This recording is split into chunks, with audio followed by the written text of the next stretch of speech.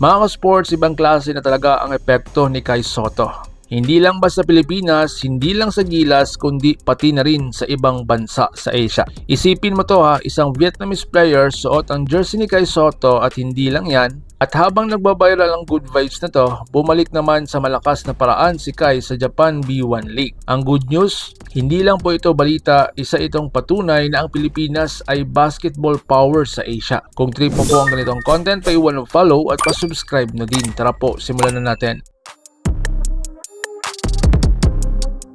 Kamagaling lang isang sikat na Facebook page sa Vietnam na may mahigit 114k followers ang nagpost ng litrato ng 6 na manlalaro. At isa doon, suot ang Kai Sotto jersey. Ang pangalan niya, si Dinh Can Dong. Isang shooting guard mula Vietnam, MVP sa kanilang Pro-Am Leagues at dating participant ng NBA Asia, Basketball Without Borders. Hindi ito basta street baller, legit player ito.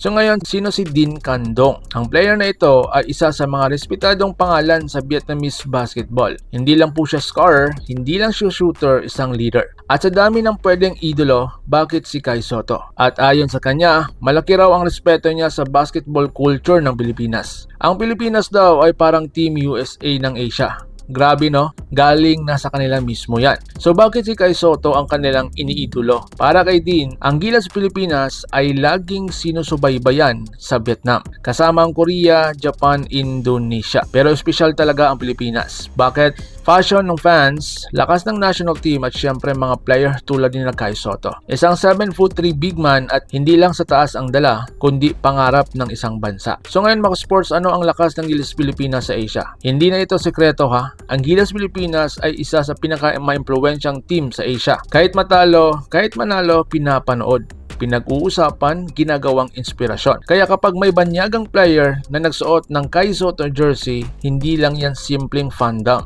Ibig sabihin yan, umaabot na po sa iba't ibang bansa ang impluwensya ng ating inang bayan. So ngayon mga sports, bumabalik na daw si Kai Sotto. Habang umiinit ang kwento sa Vietnam, may mas magagandang balita pa. Bumabalik na sa form si Kai Sotto sa Japan B1 League. Matapos ang kanyang napakataas na pahinga sa kanyang injury, marami ang nagduda.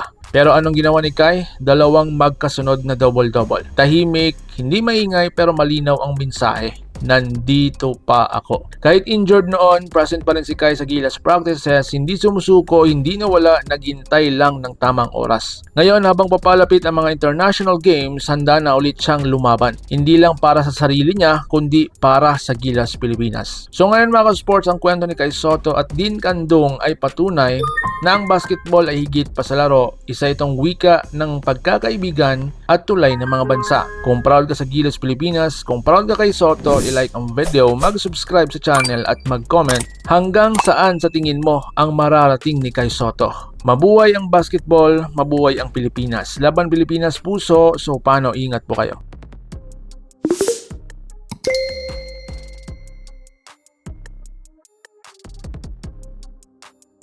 Mga ka-sports, kung hilig ninyong bumili ng mga Gilas jersey, Gilas accessories at mga gamit na pang basketball, habang nanunood po kayo sa aking mga videos, kindly check this basket on this lower part ng ating video at magpa-pop up yung ating mga items sa gilid. Mga legit po yung mga items dyan and see to it po na makabili po kayo ahead of time kasi meron po yung mga discounts and mga promos depende po sa seller. And also, kunting suporta din as a content creator po. Salamat!